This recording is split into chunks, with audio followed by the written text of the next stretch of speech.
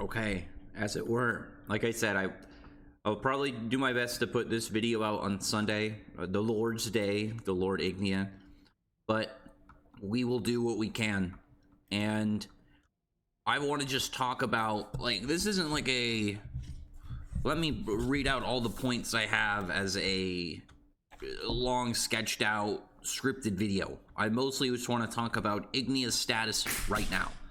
I will plan out a more detailed and in-depth setup to go over Ignia in a larger scale, such as going way more in-depth. I did like a long thread on Twitter about it, but I want to take all that, put that towards an actual video, like a long, in-depth, detailed one. Maybe do it like a couple parts like I did on that Zareth video a couple years back. But for now, I wanted to talk about mostly my, I guess, kind of wish list, or sort of. Some of my expectations coming up for Ignia and what I really want to see come out of his character in the next arc.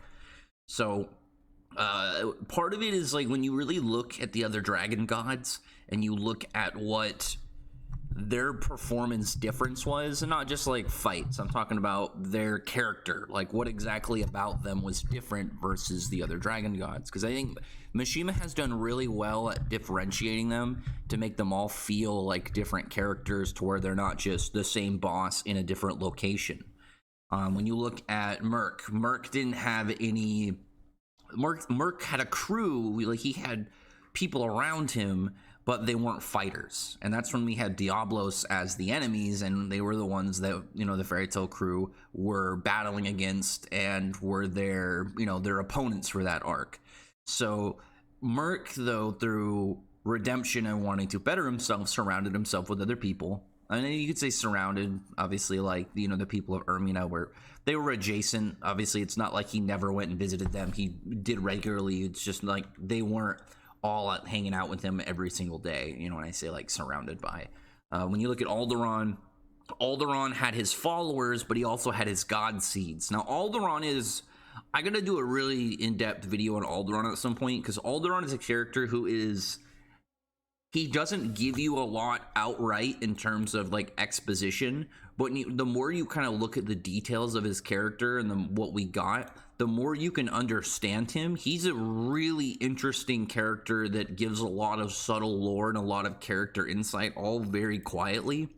I've talked about that a lot, just in terms of, you know, anytime I bring him up. I mean, the fact is humanoid form, because it's a form that he chooses to take. It's not something like their dragon form, which is how they naturally look. Their humanoid form is something that they construct visually themselves. So he looks humanoid, but not as a human, but he chooses to have a crown, and that shows really of his position of where he sits mentally in his own power and his own arrogance towards where he's at. Because even as a dragon, he clearly sees himself as like this ruler, this kind of like destined person to sit at the top and to be a higher being even amongst dragons. Celine as a character, like she's like in that gray area, because she's not evil, but she does whatever she wants, and that can be viewed as evil to some. Obviously, like it's not like she's just doing the nicest thing humanly possible, but she is not she's not a malefic being that is without redemption. And when we were in Ellentear, she just picks up people to be like in her crew, to be with the Moonlight Divinities, and just to do stuff with that. And then later in in the Dogre Labyrinth, she's hanging out with that little crow buddy, and she's just like, when Ignia shows up, like, hey, you need to go. Like, she's actually concerned for his safety. You know, she had a nice little time hanging out with him, so she wanted to make sure that he was doing all right. And that tells you a lot about Celine and how Celine interacts with other people. And I think, again, this is very important because it shows you what the dragon gods are like in reference to those around them. And with Viernes, the thing about Viernes that is really interesting, because it's the thing about Viernes overall in totality, you know, like I said, I'll do a Viernes specific video at some point, but Viernes' character was just very lacking in terms of any form of insight around him. Like, Mishima really played into it when he said that he was more of an idea, like a concept, and we didn't really get a whole lot about him, because like with Alderaan, we didn't have like a straight flashback. We had him say stuff, but we were able to really discern a lot about him as a being by just the way he talks, the things that he does with his god seeds and interacts with just essentially any living being around him. It can give you a lot of insight without just having to say it. And I think Mishima is a really good, subtle kind of like show don't tell mangaka, and stuff like with Alderaan is a really good indication of that. But Viernes didn't have anybody really at all. When you look at his crew, they were all made up people. They were all conceptual embodiment beings and people that the fake Duke created through alchemy. As far as we know, the only like straight person like that was in the guild is Sai, which is kind of funny, assuming Sai is a real person. But the other beings were Eni and Luso, and they were actually members of Fire and Flames and were just being mind controlled. And at that point, you look at it, and Viernes was alone. And like I said, when you look at all these people, you look at all the different dragon gods and how they interact and associate with those around them, I think it's going to really give a lot towards Ignia. If in the next chapter, maybe it won't be this exact chapter. I really hope it is. I don't need this to be like, all right, we're in the arc now, set up fights and whatnot. I'm just really hoping in the next chapter we at least get like half the chapter of meeting some of Ignia's crew. I don't need to see all of them, but if I can get like 3 new characters, I would like, my hopes would be like 2 members and then whoever Ignia's right hand is. That's like the big one for me. I want to figure out what would the character who's like Ignia's most trusted servant be, because we know Dogromag was the only person he'd consider a friend, but I think it would make sense for him to have like trusted subordinates, people that he didn't be like, oh, this is my buddy, but it's more of like, oh yeah, this is like a, once, I guess, more of like a religious employee, like, because that's gonna tell us a lot about how Ignia acts as a character once we start seeing these people, because that was a very important weighting aspect for him. Is like, what is it going to be like when we get to his location? Is he going to have his own crew? Is he going to be a one-man army? What exactly is Ignia's presence as a character going to tell us about him? Because we've had him show up in arcs, but it's mostly been about him just trying to flex on Natsu and press Natsu and stuff. And we've had indications of his own plans with Dogromag, but nothing in depth that we can kind of really tell. But it has more to do with what his story and plot and ongoings are working towards, and less to be what is going to give us personal insight to who he is as an individual. And once we get to those characters and we figure out what is Ignia like when he's just around other people that have nothing to do with his Natsu plotline, don't have to do with his upcoming Age of Dragons, has more to do with just the go-tos of like, oh yeah, this is the person, he's very nice to this person, he's more aggressive with this guy, because like maybe his number 2 is like, this is the person that I skirmish with a lot, he likes to fight with him, so he's more rowdy with them. Maybe there's a character that is like, he's actually kind of nice too. Like, maybe one of the members of Fire and Flames is going to be a character that is a very soft, gentle, very frail personality, but is serious in combat. So it's like Ignia is like, oh yeah, I'm not too hard on that character, because I know that like this character just doesn't interact well with when I do that. But in terms of actual combat, like I need to, it actually displays what I need them to do, kind of thing. Kind of hard to really say when we don't have anything, but you know what I mean, where it's just, it gives us more insight to him as a person and less as a arc boss, really. So Ignia right now holds a lot of ground when you look at it, because I've mentioned before, and like I said, I mentioned on Twitter, Ignia is a character that has only really been outplaced in terms of content frequency per arc, reoccurring presence, with like Ultir and Zeref, and like we've already seen him body Natsu in his humanoid form by you, like his human form, his body Natsu twice, and he's the only one that Natsu logically is going to be 1v1ing, and who Natsu has a very personal set grievance towards, and who completely flips his personality. Because with Viernes got out.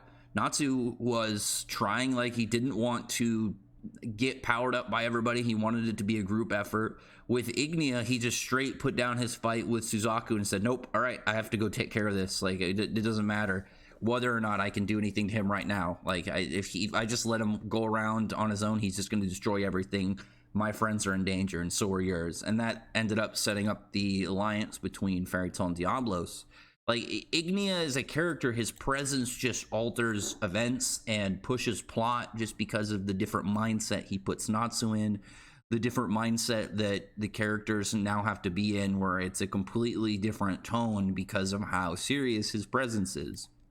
So, as it were, right now, we're looking in the next chapter to really get some, you know, it might be like a next chapter might be a cooldown chapter or maybe some exposition. I'm assuming some exposition. I think logically the next chapter should be seeing some of Ignia's characters, seeing some of his crew, getting to know what exactly they're going to be like, and then after that we're going to be having, like, you know, a fun chapter where like they're cooling down and they're going to be just getting prepped up for the next arc, having like a fun chapter with some comedy in it.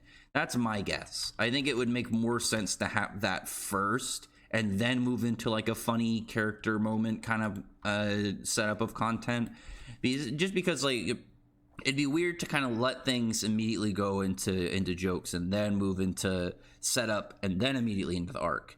It makes more sense to have the setup, then go into like some funny side content for like a chapter. So, oh gosh, I would love it if it's like more of like, if Mishima does that, it's like maybe one chapter or like two chapters where at the end of each chapter we get some actual lore and some importance, just because like right now I want to see what's going on with this arc. It's one of the most interesting setups. Like, there's so much just off of hints and layout. Like, for instance, Ignia, I talked about this a little bit, and I'll again, like when I said, I will go, this is like a setup, I guess, for the Ignia video, because once we actually get insight onto Ignia's crew, I want to really go more towards like talking about his character, like really give a much more in-depth video kind of setup for him. Like, this one will probably be like a 20-something minute video, maybe.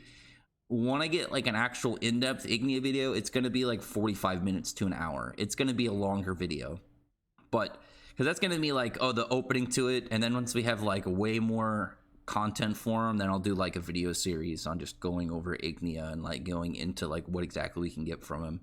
Because just off of like looking at some old lore, like when you look at Zancro talking about how the flames for like the world was not first drawn by a dragon or a human, it was given to them by a god.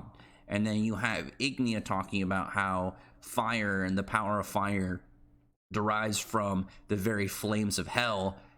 His whole area is like a hellish volcano range that looks like Mordor, and he's got like an Eye of Sauron's like style castle, but it's not called Fire Dragon God Castle or anything that has to do with dragons. It's called the Fire God Castle, which makes me wonder, is there a fire god that lives there currently or used to live there? Did Ignia go and train with the fire god? If so, is he still there, or you know, is he in Ignia's crew?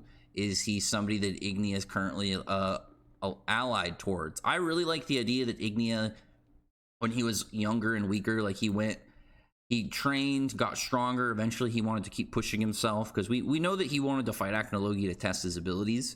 So if he got to the point, goes and trains under the fire dragon god, or the fire god, maybe at the time he was weaker than the fire god, strained, got strong enough to where he could beat him, and then either took his throne and defeated him, or like goes there to hang out with him and they're like allied. I really like the idea that like he's subjugated him, like he's beaten this guy and either has him as a subordinate or he's like locked up somewhere within the dungeons there. I think that would be really sick, because it's not like we don't have gods in the verse. I mean, we have Kronos, so there are gods of certain areas and concepts, which Mishima might eventually get to some of them. I mean, I don't think we need to get to all of them, but it'd be really cool to see some more kind of laid out and more kind of just played for expansion of the story. Because we had a whole comment where Mishima was saying how the some of the content that he was working on during the Gold Owl arc ended up giving him a better perspective of the large scope of the world. But that might have not been in regards to the Gold Owl arc. That might have been, while even though he's got the Gold Owl arc releasing, it was what he was working on, which could have been with Ignia, which would make a lot of sense if he's more so be like, oh yeah, while I'm working on all this, like thinking of more stuff with gods or what I want to do with the world. Because if he ends up getting through with this new age of dragons, is that going to mean that we're going to have a new wave of dragons come about the world? Are we going to be having dragons start to actually retake locations? And what's that going to mean for the main cast and for the characters that are currently living out there? There's a lot to really kind of be there for it. 1 second.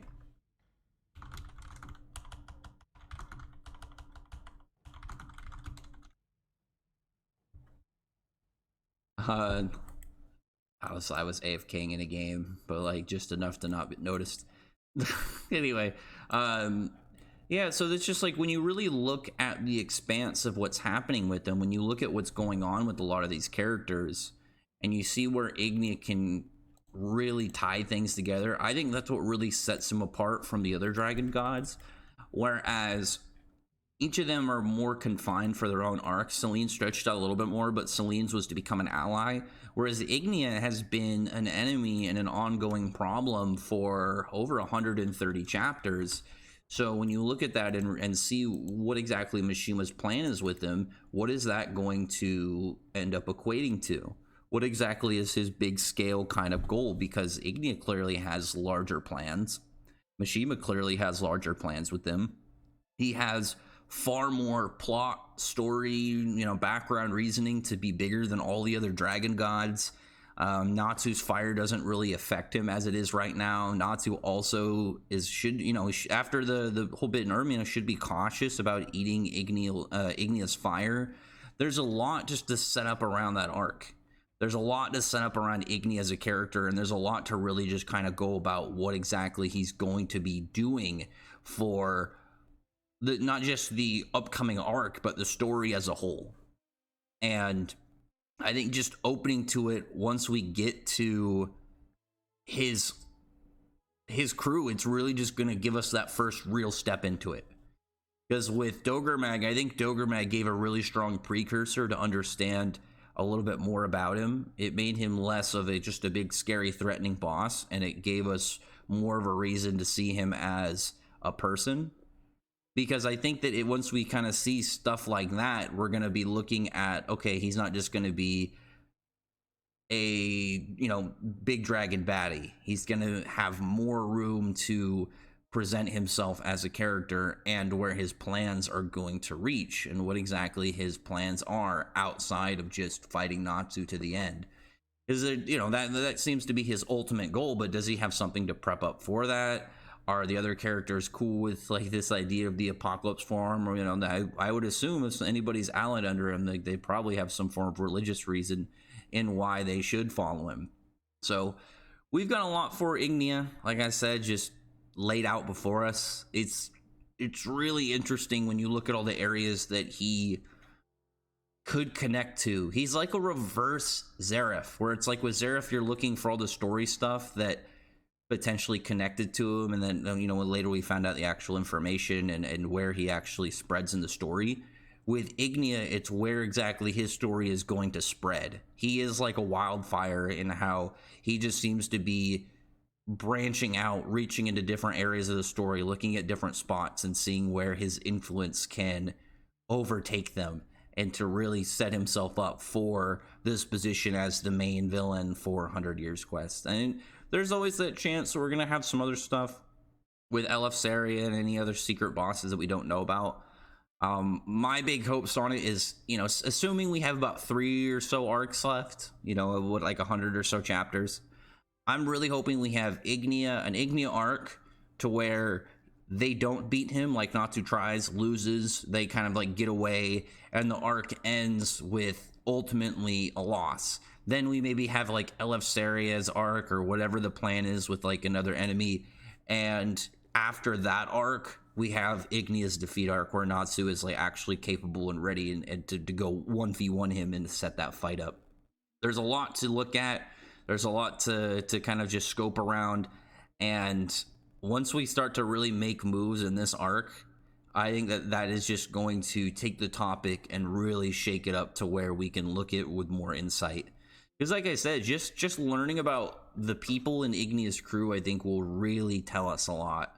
Because all we really had was Eni and Luso, but it's like we had them mostly when they were just being like brainwashed alchemists and not whatever their actual capabilities are. Because after they were like rattled and shaking, kind of like looked like they were hurt and distraught, and then once they remembered who they were, they seemed perfectly fine, and then they seemed confident that they could take all the main cast, which obviously that could be that. I mean, that last part could just be antagonist vibes, but the fact that afterwards they seem perfectly fine tells me that there's more to them, potentially that there are dragons. I'm still hoping on that, but we'll see.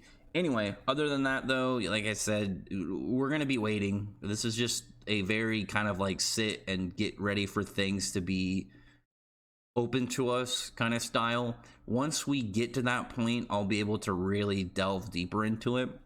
This is more of my Ignia pre-setup arc. This was my video on my Ignia like wish list and what I really want to kind of like look towards his character and to see what exactly, not just my hopes and, you know, whatever you guys got going on with him, because I think Ignia, you can tell really of what Mishima, you can tell really of like how he values his characters when you look at some of them and their performance. Like I think what it was, my like part where I was really worried about Viernes is when Viernes started to really show a lot of his big flex moves, and it was like, that could be bad because it seems like Mishima's just trying to run through it, whereas Ignia's just been pretty much showing up, stomping in his humanoid form, and then just being like, all right, I don't have time for you guys now, I'm busy, and then leaves. And he's like more saved, he's more expanded upon as a person, and once we kind of get more sides to him, I think that's really going to give us more of that guarantee, because that's the same thing with Selene, is we still have more sides to Selene, and Mishima tends to give a lot more humanizing traits to characters that he likes and has bigger plans with, and to show that more of than just, oh yeah, I'm a big bad guy, because that's pretty much all we got for Viernes. Alderaan's though was kind of more of the point, but like I said, we had more of insight on Alderaan's personality and more on his character, to where it all kind of lined up. But anyway, other than that, I don't want to ramble on for too long. Tell me what your kind of hopes and thoughts are for Ignia. I know there's going to be somebody who just talks about Viernes in this comment section, but save that for the actual Viernes video. We'll talk about that. We'll talk about the L's for Viernes and the W's, and we'll talk about Gold Owl. I mean, I mentioned before, Gold Owl having Jalal content like hard, and then still being in the main cast after. That's a personal W for me. I mean, but that's more of like a Jalal stand bias and less for like the overall story kind of setup for how Gold Owl and Viernes ended up being kindling for the Ignia hype train. But anyway, other than that, comment like I said below. Tell me your thoughts are about like Ignia and what you want for him coming up, and what your expectations are for him. If you want to just be grumpy about it, go ahead, but I'm more so looking for the people that actually like want to say like, oh well, this is what I'm hoping to see about Ignia. I'm hoping to see he has this kind of character in his crew, or I want to see like a moment like this kind of happen with him and Natsu, or like him and another character. I think it'd be really cool if we had another fight where it's like he got to have, like if he has the fire dragon or the fire god or some other character to fight that isn't involved in any of the main cast, but it's another powerful person that's introduced, so we can just see him flex without any form of worry towards like the face of the other character, to the other character can just ultimately get completely stomped, and we can see like just where Ignia is. I think that'd be awesome. Like introduce like, oh, the other 3 elemental gods of the main 4 elements came to come help the fire god, and Ignia's just like a chapter or 2 fight of him just stomping all of them. That'd be awesome. But anyway, other than that, like I said, comment below. Talk to you guys later.